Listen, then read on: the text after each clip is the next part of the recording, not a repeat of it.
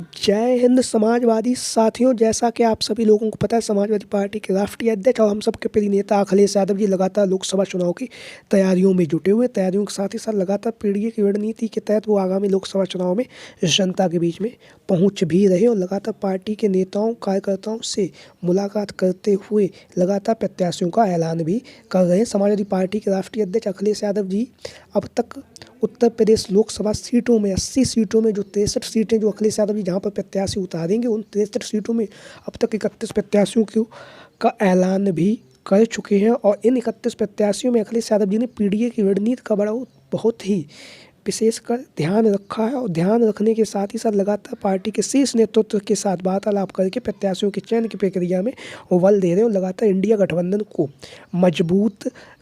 कर रहे हैं और लगातार आगामी लोकसभा चुनाव को लेकर जनता के बीच में पहुंच भी रहे हैं, जैसा कि आप लोग इन तस्वीरों के माध्यम से देख भी रहे हैं। तो आज हम ऐसी 4 प्रत्याशियों के नाम बताएंगे जिनका टिकट फाइनल हो चुका है। समाजवादी पार्टी की चौथी सूची जारी होते ही आपको ये नाम उस सूची में देखने के लिए मिलेंगे। इस बीच में जब समाजवादी पार्टी के राष्ट्रीय अध्यक्ष अखिलेश यादव जी ने समाजवादी पार्टी की पहली सूची जारी की थी, तो उसमें उन्होंने अपने छोटे भाई धर्मेंद्र यादव जी को लोकसभा का टिकट दिया था, बदायूं लोकसभा सीट से, जहाँ से धर्मेंद्र यादव जी पूर्व में सांसद रह चुके हैं। नेताजी ने उन पर विश्वास जताया था और विश्वास जताकर बदायूं की जो लोकसभा सीट है यहाँ से धर्मेंद्र यादव जी को चुनावी मैदान में उतारा था। लेकिन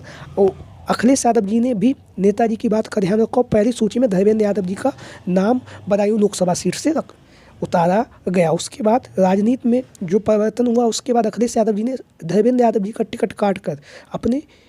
चाचा शिवपाल सिंह यादव जी को बदायूं की लोकसभा सीट से चुनावी मैदान में उतार दिया है। और उतारने के साथ ही साथ आज 14 मार्च है, 14 मार्च से आज शिवपाल सिंह यादव जी बदायूं की लोकसभा सीट से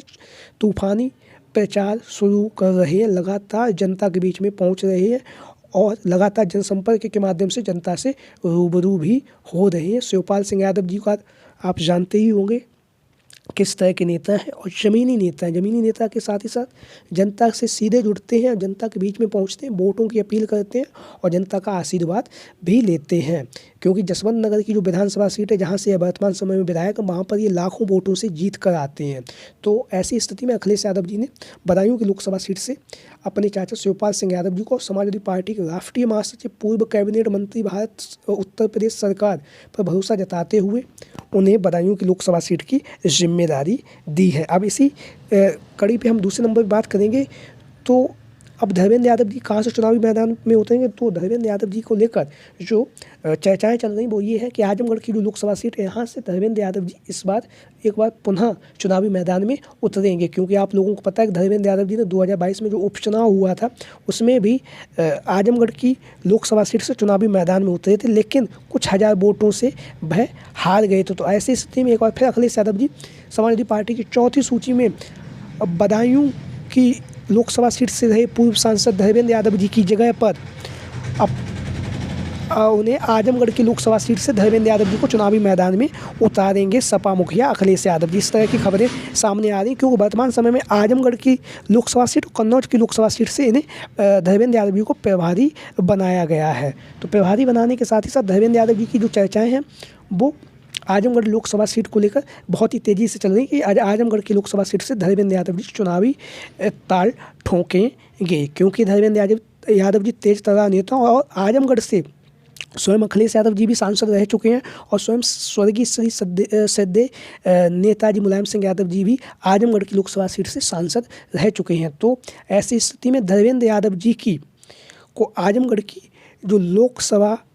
से अखिलेश यादव जी प्रत्याशी बनाएंगे। अब हम बात करेंगे कन्नौज लोकसभा सीट से। कन्नौज की लोकसभा सीट जहां से स्वयं समाजवादी पार्टी के राष्ट्रीय अध्यक्ष अखिलेश यादव जी चुनावी मैदान में उतरेंगे। क्योंकि जब उन्होंने अपने राजनीतिक सफर की शुरुआत की थी तो उन्होंने पहला जो चुनाव था वो कन्नौज की ही लोकसभा सीट पर अखिलेश यादव जी लड़े थे। तो कन्नौज, मैनपुरी, बदायूं और आजमगढ़ ये वो सीटें हैं जहाँ पर हमेशा से समाजवादी पार्टी का रुतबा रहा है और समाजवादी पार्टी का गढ़ भी कही जाती रही हैं। तो ऐसी स्थिति में कन्नौज की लोकसभा सीट से समाजवादी पार्टी के राष्ट्रीय अध्यक्ष अखिलेश यादव जी चुनावी मैदान में उतरेंगे। लगातार वहाँ के पार्टी के नेता, जिला अध्यक्षों के द्वारा यह जानकारी लगभग सार्वजनिक भी कर दी गई है और लगातार जो भी नेता हैं कन्नौज के वो लगातार जनसंपर्क कर रहे हैं, जनता के बीच में जुड़ भी रहे हैं। अब ऐसी स्थिति में बात करें कि मुरादाबाद लोकसभा सीट से, मुरादाबाद की लोकसभा सीट से वर्तमान समय में समाजवादी पार्टी के जो सांसद रहे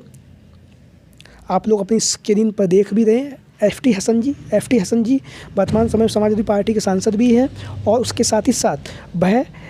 नेता सदन के अंदर समाजवादी पार्टी की तरफ से थे। तो ऐसी स्थिति में मुरादाबाद की जो लोकसभा सीट है, यहाँ से एफ टी हसन का नाम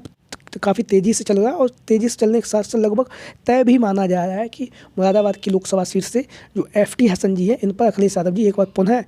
विश्वास जताकर जो मुरादाबाद की जो लोकसभा सीट है, यहाँ से इन्हें समाजवादी पार्टी का प्रत्याशी घोषित करेंगे। समाजवादी पार्टी की चौथी सूची जब जारी होगी तब। अब इसी को लेकर एक और जो मुरादाबाद के पास में ही लगा हुआ रामपुर की लोकसभा सीट, यहाँ से लेकर जो नाम सबसे ज़्यादा तेज़ी से चल रहा है, सिद्रा अदीब आजम खान साहब, जो आजम खान साहब के पुत्रवधू हैं और लगातार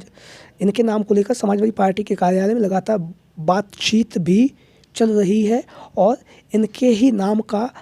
ऐलान भी समाजवादी पार्टी चौथी सूची में कर सकती है, क्योंकि लगातार अखिलेश यादव जी महिलाओं के हित की सम्मान कर रहे हैं और महिलाओं को आगे भी बढ़ा रहे हैं। अब हम बात करेंगे मेरठ की लोकसभा सीट से अतुल प्रधान का नाम सबसे तेज़ी से आगे चल रहा है। अगर अतुल प्रधान को अखिलेश यादव जी भरोसा वर्तमान समय विधायक, अगर अतुल प्रधान को नहीं तो वहाँ से उनकी जो पत्नी है सीमा प्रधान जी, तो ऐसी स्थिति में अखिलेश यादव जी मेरठ की लोकसभा सीट से सीमा प्रधान को भी चुनावी मैदान में उतार सकते हैं, क्योंकि अखिलेश यादव जी लगातार महिलाओं के हक और सम्मान की बात करते हैं और महिलाओं को लेकर लगातार सक्रिय राजनीति भी कर रहे हैं और समाजवादी पार्टी की जो प्रत्याशी उतारे उनमें भी महिलाओं को अखिलेश यादव जी ने चुनावी मैदान में उतारा है। तो आप लोगों की क्या राय है, कमेंट बॉक्स में आप अपनी राय जरूर दें। और क्या आपको लगता है कि आगामी लोकसभा समय में समाजवादी पार्टी के राष्ट्रीय अध्यक्ष अखिलेश यादव जी कितनी लोकसभा सीटें जीत पाएंगे और भारतीय जनता पार्टी को कितनी लोकसभा सीटें जीतने के लिए मिलेंगी? तो इस पर आपकी क्या राय है, आप लोग कमेंट बॉक्स में अपनी राय जरूर दें। जो भी साथी चैनल पर नए आए हैं, चैनल को सब्सक्राइब करें और वीडियो को लाइक करें। ये वो प्रत्याशी हैं, संभावित प्रत्याशी हैं जो लगातार जनसंपर्क के माध्यम से जनता से